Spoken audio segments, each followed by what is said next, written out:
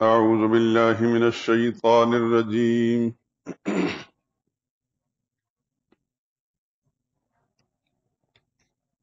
بسم الله الرحمن الرحيم.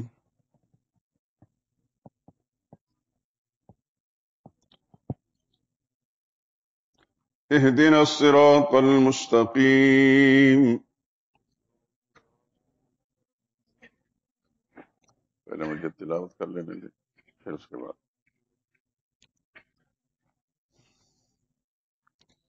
اهدنا الصراط المستقيم صراط الذين أنعمت عليهم غير المغضوب عليهم ولا الضالين.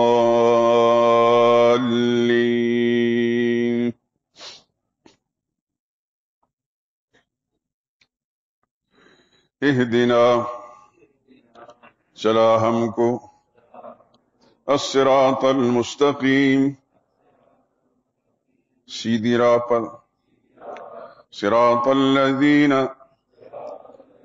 راہ ان لوگوں کی، انعمت علیہم جن پر تو نے انعام فرمایا،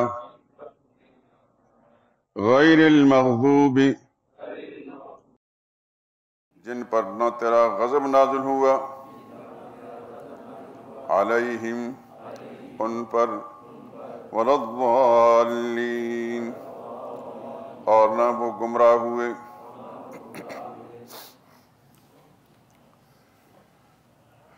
کل کے درس میں یہ ذکر کیا تھا کہ اس سورہ مبارکہ کے بہت سے ناموں میں سے ایک نام تعلیم المسئلہ، یعنی اللہ کی بارگاہ میں سوال کرنے، دعا کرنے، استغاثہ و فریاد کرنے کی تعلیم ہے۔ تو سورہ مبارکہ یعنی سورہ فاتحہ، اللہ کریم نے اس کو عجیب ایک مقام عطا فرمایا ہے۔ دیکھیے، نماز میں آپ سورہ فاتحہ نہ پڑھیں تو نماز نہیں ہوتی۔ کہیں بھی تنہا کوئی شخص نماز پڑھے یا با جماعت امام نماز پڑھا رہا ہو، سورہ فاتحہ پڑھنا ضروری ہے۔ لیکن سورہ فاتحہ کے بعد قرآن کریم کے کسی بھی مقام سے پڑھا جا سکتا ہے۔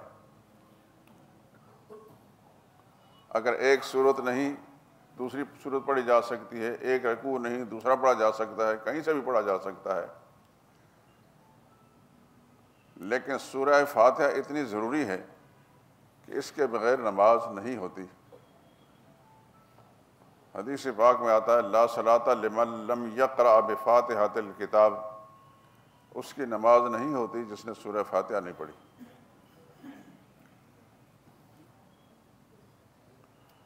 تو عجیب صورت ہے یہ، جیسے آپ سن چکے ہیں کہ یہ لب لباب ہے سارے قرآن کا،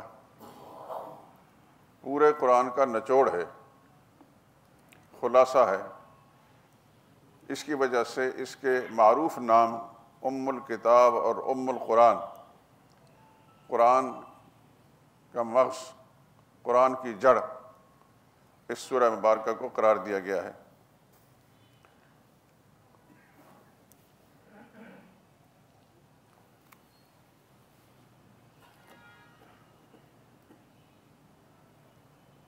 تو بہت سے نام اس سورہ مبارکہ کے ہونے کی وجہ سے دلالت ہے اس بات کی کہ اس سورت کے اندر بہت سارے فوائد ہیں، بہت سی خوبیاں ہیں۔ مثلا یہی جو میں عرض کر چکا ہوں کہ تعلیم المسئلہ ہے، اس پر میں ابھی گفتگو کرتا ہوں، لیکن اس سے پہلے ایک نام اس کا میں نے پہلے بتایا تھا کہ سورۃ الشفا بھی ہے، ایسی سورت جس میں اللہ نے شفا رکھی ہے۔ حدیث میں آتا ہے کہ ایک دفعہ نبی کریم صلی اللہ علیہ وسلم صحابہ سمیت کسی سفر میں تھے، کسی جگہ پڑاؤ کرنا پڑ گیا، سفر کی وجہ سے صحابہ کرام بہت تھکے ہوئے بھی تھے اور بھوک پیاس سے بھی دوچار تھے۔ جس جگہ میں انہوں نے پڑاؤ کیا تھا وہاں کوئی بستی تھی، اس بستی والوں سے کھانے کا تقاضا کیا، وہ بڑے ہی کنجوس قسم کے لوگ تھے، انہوں نے کھانا نہیں دیا۔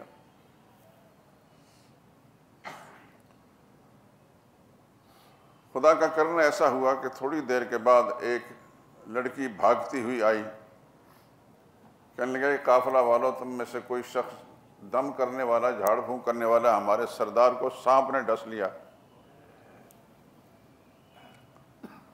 تو ایک صحابی نے اس کے سامنے اس بستی والوں کا رویہ پہلے سے تھا ہی، تو یہ فرمایا کہ دم تو میں کروں گا لیکن اتنی بکریاں لوں گا۔ اب وہ مجبور تھے، انہوں نے کہا جی ہم دینے کے لیے تیار ہیں۔ انہوں نے سورہ فاتحہ دم کر لی، اللہ پاک نے اس کا زہر اتار دیا۔ لیکن یہ بات یاد رکھیں، جس قدر یقین کامل ہوگا ویسے ہی اللہ پاک کا معاملہ ہوگا۔ اللہ مجھے بھی اور آپ کو بھی یقین کامل نصیب فرمائے، تذبذب کے ساتھ نہیں، یقین کامل کے ساتھ، پتھر پر لکیر سمجھ کر اللہ کا قرآن کہیں سے بھی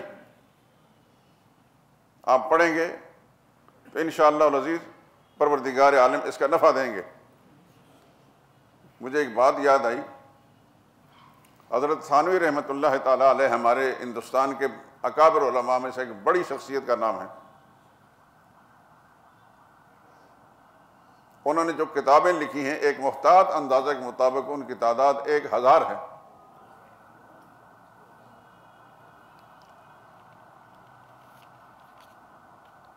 اور جو اصلاحی کام انہوں نے کیے ہیں اس کی تو کوئی نظیر نہیں ملتی۔ ان کے پاس ایک خاتون آئی، اس زمانے میں دیہات کی کوئی خاتون، کہنے لگے مولوی جی مجھے کوئی تعویذ دیجئے تاکہ میرے سر کی مانگ نکل جائے۔ اب دیہاتی لوگ، ان پڑھ لوگ، ان کو کیا پتا قرآن کریم مطلب تعویذوں کی کتاب تو ہے نہیں۔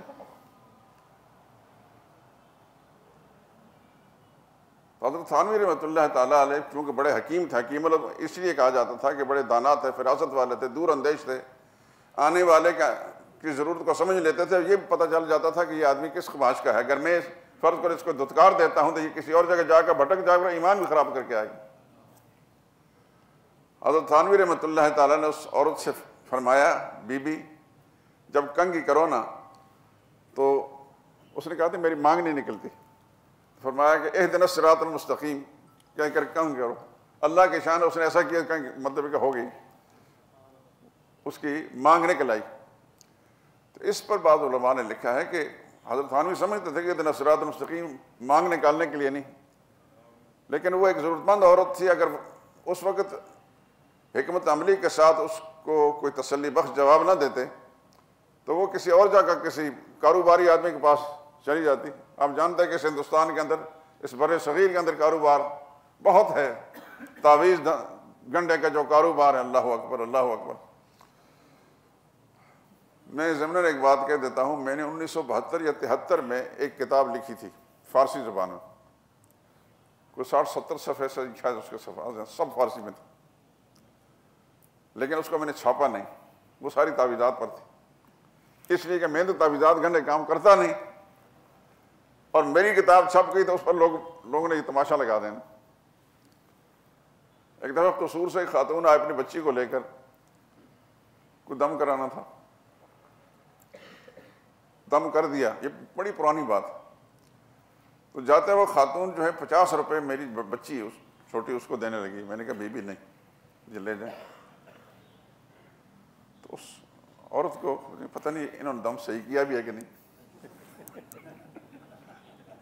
جیسے لوگوں کی سوچ ہوتی ہے۔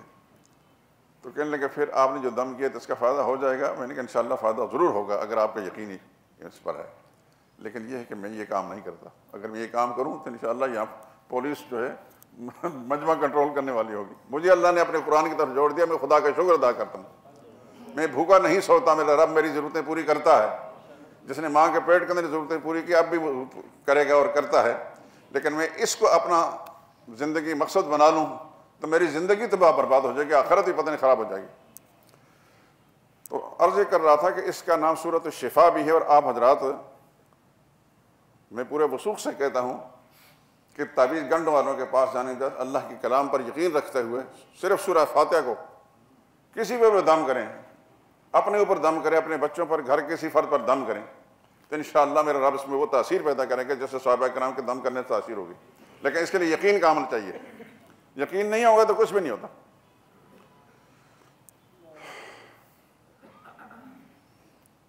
تو سورۃ الشفا بھی ہے، کیونکہ ہر آدمی کو، مجھے، آپ، ہر انسان کو ضرورت پڑتی رہتی ہے۔ ہم جیسے ڈاکٹروں کے پاس جاتے ہیں دوا لینے کے لیے، اس ممنوع نہیں ہے ڈاکٹر سے دوا لینا، اسباب اختیار کرنا، لیکن یاد رکھیں اسباب پر یقین نہ رکھیں۔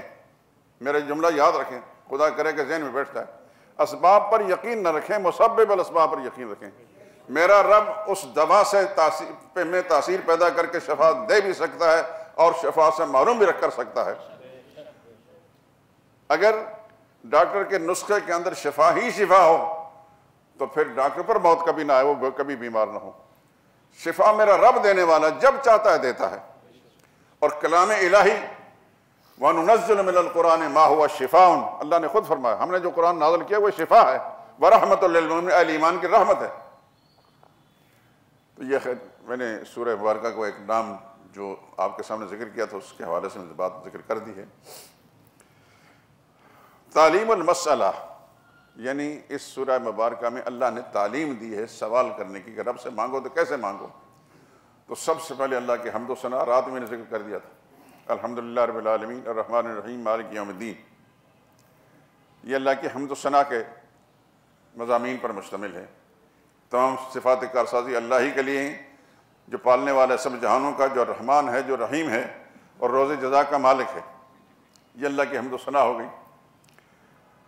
ایاک نعبد و ایاک نستعین سے بندہ اپنا تعلق جوڑتا ہے رب العالمین کے، یا اللہ میں بندہ تیرا ہی ہوں، تیری ہی بندگی کرتا ہوں، صرف تیری بندگی کرتا ہوں، میری بندگی کی مرکز تیری ذات کے سوا اور کوئی نہیں، اور اللہ مرادیں بھی تجھ سے مانگوں گا، ہر قسم کی مدد بھی تجھ سے مانگوں گا۔ یہ اللہ کے ساتھ تعلق ہے، پہلے حمد و ثنا ہے، پھر اپنا تعلق جوڑا، اب درخواست کرتا ہے اہدنا الصراط المستقیم صراط الذین انعمت علیہم غیر المغضوب علیہم ولا الضالین۔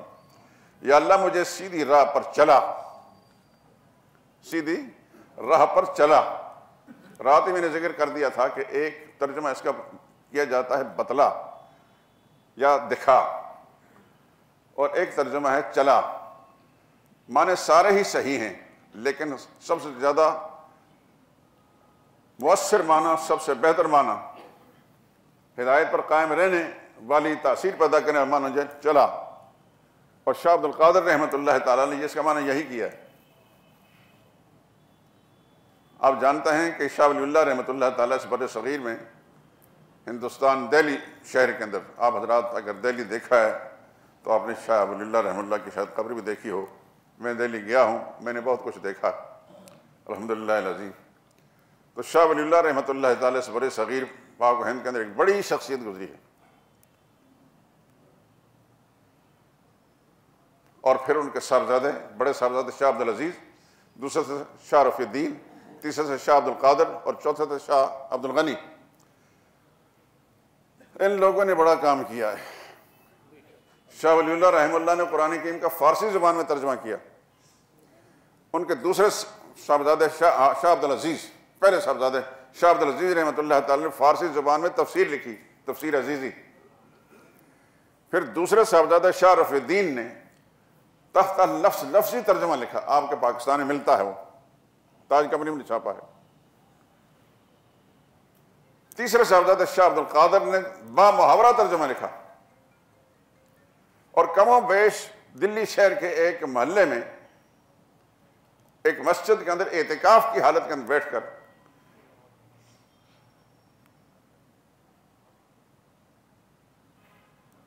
اللہ کے ساتھ اپنا تعلق جوڑ کر، استخارے کر کے وہ با محاورہ ترجمہ انہوں نے لکھا ہے۔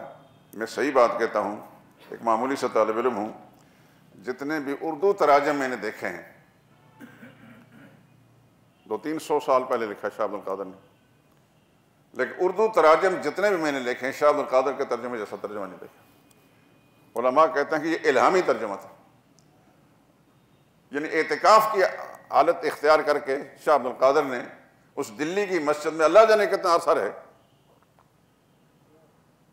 وہ ترجمہ لکھا۔ تو آپ کہیں سے بھی خدا آپ کو ذوق نصیب فرمائے، بس میں یہ دعا کرتا ہوں اللہ تعالیٰ آپ کو قرآن کا ذوق نصیب فرمائے۔ تو باذوق انسان جب شاہ عبد القادر کے ترجمے میں دیکھتا ہے نا، دیگر تراجموں کے ساتھ تقابل جب کرتا ہے، ترجمے سبھی ٹھیک ہے جو اہل حق کے ہیں مسلمانوں کے، لیکن شاہ عبد القادر کے ترجمے جیسا ترجمہ کوئی بھی نہیں۔ بعض اوقات جس نے نا کوزے میں دریا بند کر دینا، یہ شاہ عبد القادر کا کمال۔ ہمارے اساتذہ حضرت شیخ القرآن رحمۃ اللہ تعالیٰ علیہ، وہ کبھی کبھی درس کے اندر دورہ تفسیر جب ہم پڑھتے تھے 1968 میں،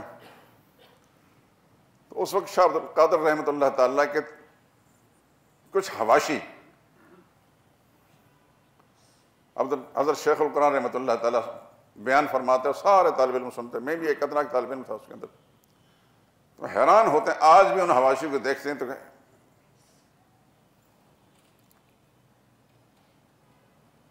مثلاً ایک جگہ لکھا ہے، آگے آئے گا اسی سورہ مبارکہ میں جو سورہ بقرہ ہے،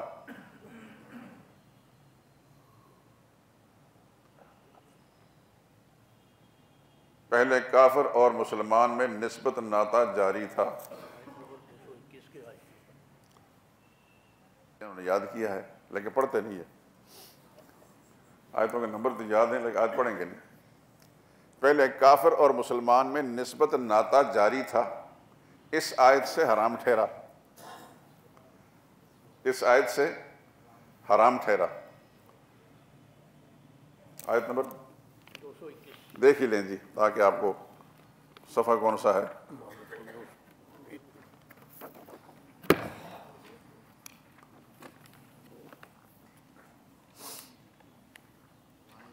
پارہ 2 ہے اور صفحہ قرآن کریم کا نہیں دکھا رہے۔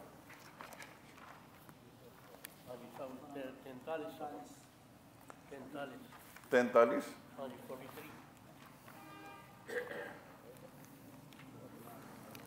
ہاں جی بالکل ٹھیک ہے۔ یہ آیت ہے وَلَا تَنْكِحُوا الْمُشْرِكَاتِ حَتَّى يُؤْمِنَّ، مشرک عورتوں کے ساتھ نکاح نہ کرو جب تک وہ ایمان نہ لے آئیں۔ وَلَأَمَةٌ مُؤْمِنَةٌ خَيْرٌ مِّن مُشْرِكَةٍ، مسلمان لونڈی مشرک بیوی سے زیادہ بہتر ہے۔ وَلَوْ أَعْجَبَكْ، چاہے وہ تمہیں کتنی بھی پسند ہوں۔ وَلَا تُنْكِحُوا الْمُشْرِكِينَ حَتَّى يُؤْمِنُوا، اور اپنی بچیاں بھی مشرکوں کو مت دو جب تک وہ ایمان نہ لے آئیں۔ وَلَعَبْدٌ مُؤْمِنٌ، اور مسلمان غلام اگر ہے لیکن ہے مسلمان، خیر من مشرکن، وہ مشرک آدمی سے بہتر جو آزاد اور خود مختار آدمی ہے لیکن ہے مشرک، اس کے بجائے آپ اپنی بیٹی کسی غلام کو دے دو۔ اس پر شاہ عبد القادر نے لکھا ہے پہلے مسلمان اور کافر میں نسبت ناطہ جاری تھا، اس آیت سے حرام ٹھہرا۔ اگر مرد نے یا عورت نے شرک کیا تو اس کا نکاح ٹوٹ گیا۔ الفاظ پر غور فرمائیں، اگر مرد نے یا عورت نے شرک کیا اس کا نکاح ٹوٹ گیا۔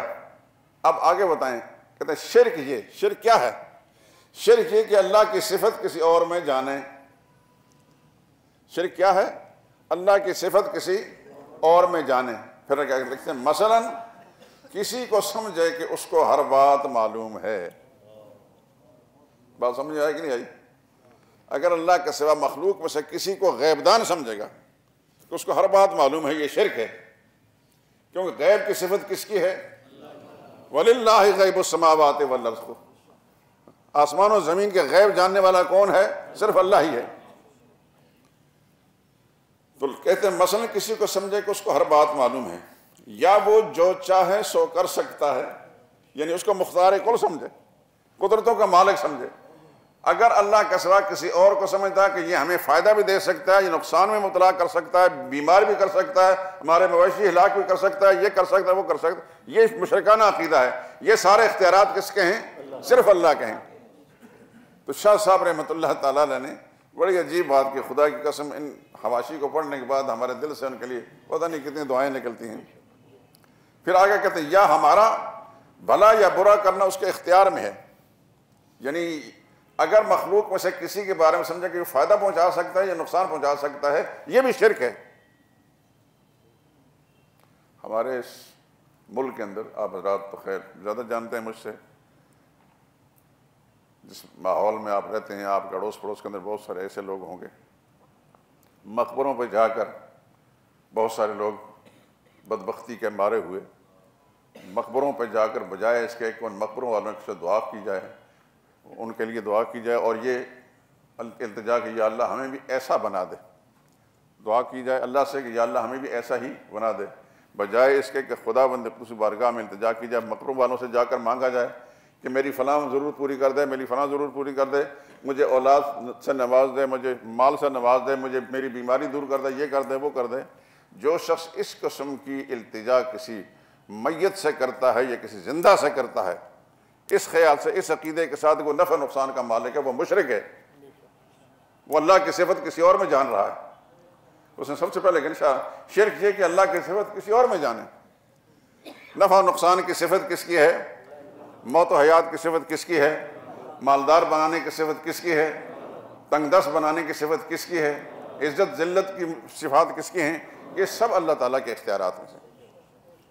تو اللہ کے سوا کسی اور کے بارے میں اگر کوئی شخص یہ عقیدہ رکھتا ہے تو وہ مشرک ہے، چاہے مسلمان کہلاتا ہے۔ کسی کی پیشانی پر نہیں لکھا ہوا کہ یہ مسلمان ہے اور نہ لکھا ہے کہ یہ مشرک ہے، وہ مشرکوں جیسا عقیدہ رکھے گا، حرکتیں کرے گا تو مشرک ہے۔ ابو جہل جو ہے ایسی شکل والا تھا جیسے دیگر صحابہ کرام تھے، اس کی پیشانی کو اور طرح کی نہیں تھی، اور وہ مکہ معظمہ میں پیدا ہوا تھا، وہیں اس نے زندگی ساری گزاری، اس کا سارا خاندان وہاں گزرا۔ اس کی شکل ایسی تھی جیسے مسلمانوں کی تھی، فرق تھا صرف عقیدے کا۔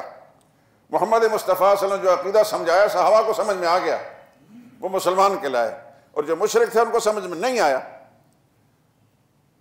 جیسا کہ اپنی یہ باتیں آپ نے سن لی ہیں، اسی بنا پر رسول اللہ صلی اللہ علیہ وسلم کے دشمن تھے، حضور کے مخالف تھے، وہ مشرک تھے، مشرک ہی مرے۔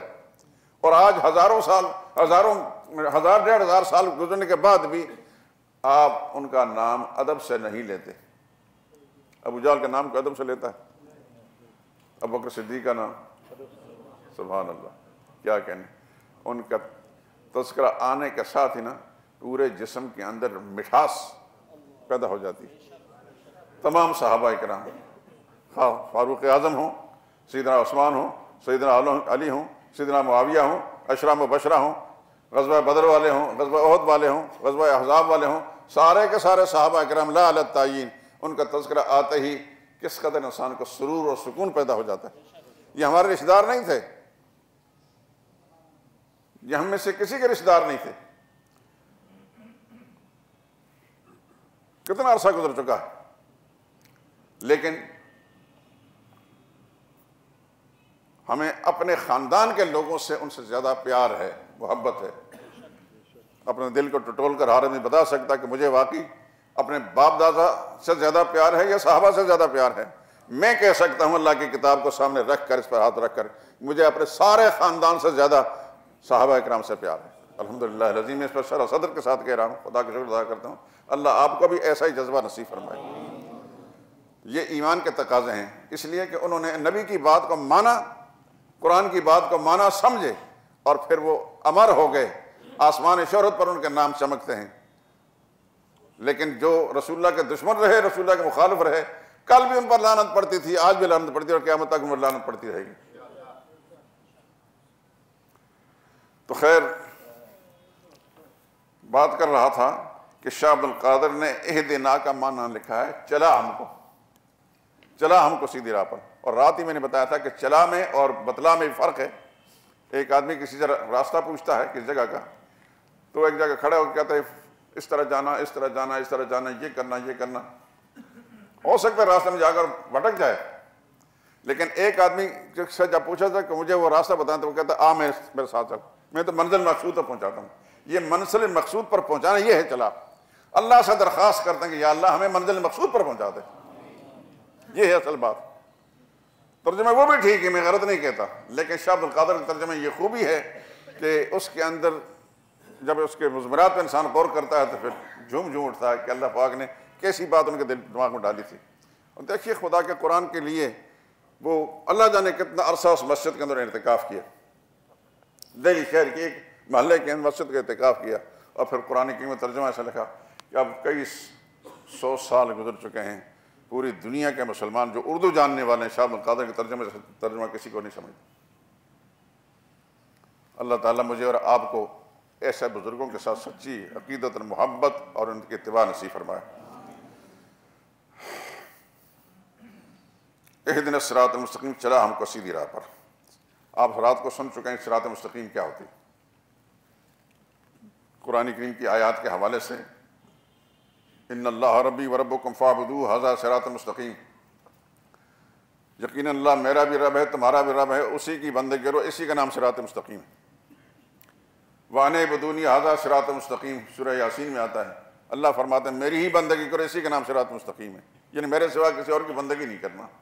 اس ساری گفتگو خلاصہ یہ ہے کہ عقیدہ توحید، جب ہم درخواست کرتے ہیں یا اللہ ہمیں صراط مستقیم پر چلا، تو صراط مستقیم وہی ہے جس کو اللہ نے قرآن کے دوسرے مقامات میں توحید کے ساتھ تعبیر کیا ہے۔ توحید پر جو قائم رہا ہے وہ صراط مستقیم پر ہے۔ عیسیٰ علیہ السلام کے بارے میں جا بجا قرآن کریم کے اندر آتا ہے ان اللہ ربی و ربکم فاعبدوہ، اللہ میرا بھی رب ہے تمہارا رب ہے، فاعبدوہ، اسی کی بندگی کرو، ھذا صراط مستقیم، یہ صراط مستقیم ہے۔ تو صراط مستقیم کی درخواست کرنے کے بعد پھر آگے حوالہ دیا جاتا ہے صراط الذین انعمت علیہم۔ خود بارگاہ الہی میں یہ التجا کہ یا اللہ ہم ان لوگوں کے راستے پر چلنے کی درخواست کرتے ہیں جن پر تو نے انعام فرمایا ہے۔ جن پر اللہ نے انعام فرمایا وہ کون لوگ ہیں؟ قرآن کریم کے اندر سورہ نساء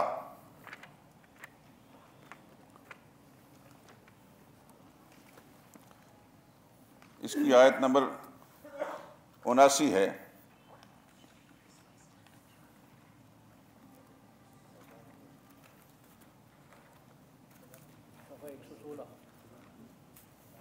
ایک سو 16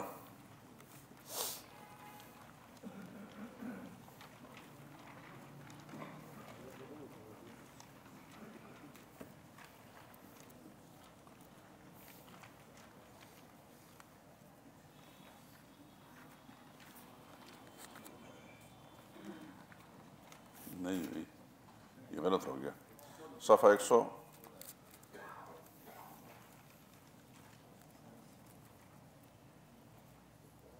114 ہے۔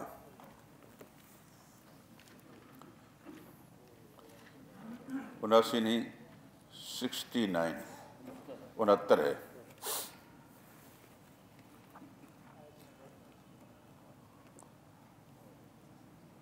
آیت نمبر 69 69 وَمَن يُطِعِ اللَّهَ وَالرَّسُولَ، اور جو شخص اطاعت کرے اللہ کی اور اس کے رسول کی، فَأُولَٰئِکَ، تو ایسے لوگ مع الذین، ساتھ ہوں گے ان لوگوں کے انعم اللہ، جن پر اللہ نے انعام فرمایا۔ وہ آیت کیا ہے اس میں؟ صراط الذین انعمت علیہم، یا اللہ ان لوگوں کے راستے پر ہمیں چلا جن پر تو نے انعام فرمایا۔ انعام والے لوگ یہ ہیں، انعم اللہ علیہم، اللہ نے ان پر انعام فرمایا۔ وہ کون لوگ ہیں؟ وہ 4 قسم کے لوگوں کا ذکر کیا، من النبیین، وہ نبی ہیں، والصدیقین، اور صدیق ہیں، والشہداء، اور شہید ہیں، والصالحین، اور نیک لوگ ہیں۔ بندہ درخواست کرتا ہے بارگاہ یا اللہ مجھے انعام والوں کے راستے پر چلا، نبیوں کے راستے پر، صدیقین کے راستے پر، شہداء کے راستے پر، صالحین کے راستے پر چلا، جن پر اللہ نے انعام فرمایا۔ یہ 4 قسم کے لوگ ہیں، نبی، صدیق، شہداء اور صالحین۔ ایک چیز آپ کو یہ بھی معلوم ہوگی کہ نبی کا درجہ تو خیر سب سے اونچا ہے ہی، اس میں تو کوئی شک ہی نہیں، لیکن نبی کے بعد درجہ ہے صدیق کا۔ نبی کے بعد درجہ کس کا ہے؟ صدیق کا ہے، اور صدیق کے بعد شہید کا ہے۔ ایک نقطہ ذہن نشین فرما لیں، نبی کریم صلی اللہ علیہ وسلم کے خلفاء، خلیفہ اول کون تھے؟ سیدنا صدیق اکبر رضی اللہ تعالی عنہ۔ دوسرے خلیفہ سیدنا عمر فاروق اعظم رضی اللہ تعالی عنہ۔ تیسرے سیدنا عثمان ذی النورین رضی اللہ تعالی عنہ۔ چوتھے سیدنا علی المرتضیٰ رضی اللہ تعالی عنہ۔ حضرت عمر بھی شہید ہوئے کہ نہیں ہوئے؟ حضرت عثمان بھی شہید ہوئے، سیدنا علی بھی شہید ہوئے، لیکن ابوبکر صدیق شہید نہیں ہوئے۔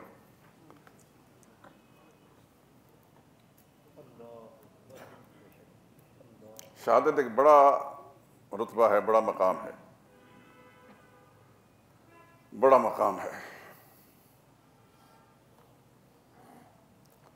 اللہم ارزقنا شہادتا فی سبیلک، یا اللہ ہمیں اپنی راہ میں شہادت نصیب فرما۔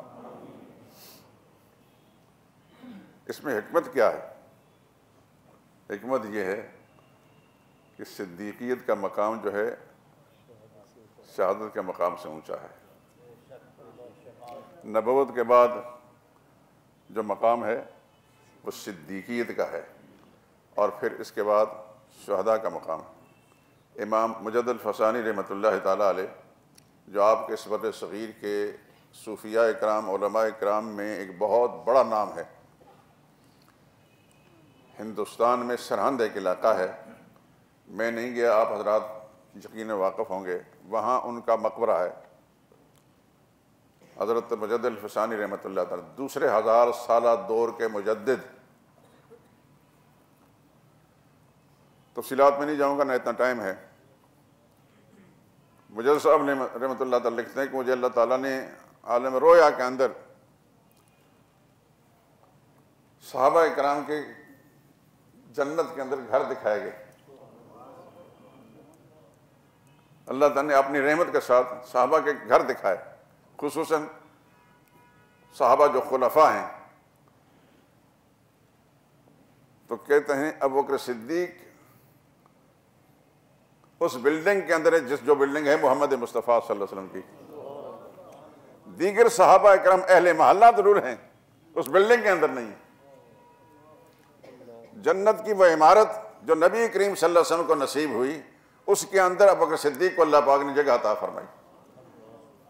لیکن باقی صحابہ بڑے بڑے لوگ ہیں، فاروق اعظم کی عظمت کے کیا کہنے، سیدنا عثمان کے، سیدنا علی کے، لیکن وہ اہل محلہ ہیں، اہل عمارت نہیں ہے۔ تو مجد صاحب کہتے ہیں رحمۃ اللہ تعالیٰ علیہ کہ اللہ نے ابوبکر صدیق کو وہ مقام دیا ہے، اس کا کوئی بھی جواب نہیں۔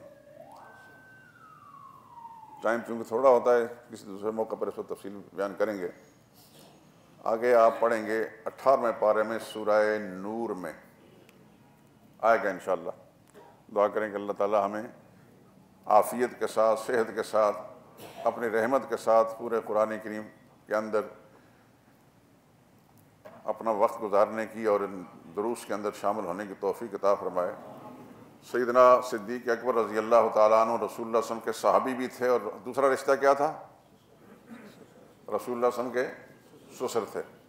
ان کی صاحبزادی سیدہ کائنات سیدہ عائشہ صدیقہ رضی اللہ تعالیٰ عنہ نبی کریم صلی اللہ علیہ وسلم کی زوجیت میں تھی۔ آپ یہ بھی جانتے ہیں کہ سیدہ کائنات پر ایک موقع پر تہمت لگی، بہتان باندھا گیا، تفصیلات چھوڑتا ہوں میں۔ تو اللہ پاک نے ان کی برات کے لیے قرآن کریم سورہ نور کے اندر بہت ساری آیتیں نازل فرمائیں۔ یہاں ایک بات ذہن نشین فرما لیں کہ منافقین تو خیر تہمت لگانے میں پیش تھے ہی، ایک دو مسلمان بھی غلط فہمی کا شکار ہو گئے۔ غالباً ان میں حضرت حسان بن ثابت بھی تھے، اور ابوبکر صدیق کے بھانجے حضرت مستح، میم سین طا اور حا، مستح بن اساسہ رضی اللہ تعالیٰ عنہ، یہ بھی منافقین کی باتوں میں ایسے آئے کہ اس طرح کی باتیں کرنے لگے، اور تھے یہ غریب۔ ابوبکر صدیق کو اللہ تعالیٰ نے توفیق عطا فرمائی تھی، اللہ پاک نے آسودگیاں دی تھی، یہ اس غریب بھانجے کے ساتھ ہمیشہ تعاون کرتے رہتے تھے۔ جب انہیں پتہ چلا کہ منافقین کی بولی یہ بھی بول رہے ہیں، تو انہوں نے قسم کھائی کہ میں آئندہ ان کی مدد نہیں کروں گا، مستح بن اساسہ کی۔ لیکن مستح بن اساسہ بدری صحابہ میں سے تھے، غلطی تو ہو جاتی ہے انسان سے، ایک نبی ہے غلطی سے معصوم، باقی کوئی معصوم نہیں، یہ عقیدہ ذہن نشین فرما لیں۔ غلطی ہو گئی ان سے، منافقین کی چکنی چپڑی باتوں کے اندر آ گئے، تو ابوبکر صدیق نے قسم کھائی کہ آئندہ ان کی مدد نہیں کروں گا۔ لیکن بدری تھے، آسمان سے وحی آ گئی، سبحان اللہ سبحان اللہ۔ وَلَا يَأْتَلِ أُولُو الْفَضْلِ مِنْكُمْ تم میں سے جو بڑائی والا ہے وہ قسم نہ کھائے کہ وہ اپنے رشتہ داروں کو، عزیز کو، قریب غریب کو کے ساتھ مدد نہیں کرے گا۔ الا تحبون ان یغفر اللہ لکم، تم پسند نہیں کرتے خدا تمہیں معاف کر دے؟ جب یہ آیتیں رسول اللہ صلی اللہ علیہ وسلم پر نازل ہوئیں اور وقت صدیق نے سنی تو صدیق جھومنے لگے کہ میرے اللہ تعالیٰ نے مجھے یوں فرمایا ہے، میرے بارے میں یوں فرمایا ہے۔ تو یہاں اولو الفضل کا جو لفظ اس آیت میں آئے گا آگے، اس پر شاہ عبد القادر نے لکھا ہے بڑائی والے کہا صدیق اکبر کو، کس نے کہا؟ اللہ نے۔ وَلَا يَأْتَلِ أُولُو الْفَضْلِ مِنْكُمْ، تم میں سے جو بڑائی والا ہے وہ قسم نہ کھائے کہ اپنے غریب رشتہ دار کے ساتھ مدد نہیں کرے گا۔ تو شاہ عبد القادر کی کس بات کا ذکر کروں میں؟ تو زندگی ایک میری رہی، اللہ آپ کو سلامت رکھے، فرصت و فراغت نصیب فرمائے، ہمارے سلسلے کو جاری و ساری رکھے۔ انشاءاللہ وہ ساری چیزیں جو ہیں شاہ عبد القادر نے جو کچھ بھی قرآن کریم کے اندر رنگ بکھیرے، میں انشاءاللہ آپ کو سناتا رہوں گا۔ وآخر دعوانا الحمدللہ رب العالمین۔ کون سا؟ ہاں اچھا نکال لیں جی، لیکن یہاں سے عبد القادر کا ترجمہ نہیں ہے، آپ کے پاس ہوگا شاید۔ میرے پاس شاہ عبد القادر کا ترجمہ نہیں، یہ شیخ الہند کا ترجمہ ہے، لیکن شاہ عبد القادر کا ترجمہ جو ہے یہ صفحہ 457 پہلی سطر کا آخری ٹکڑا ہے۔ سورہ نور 18واں پارہ صفحہ 457۔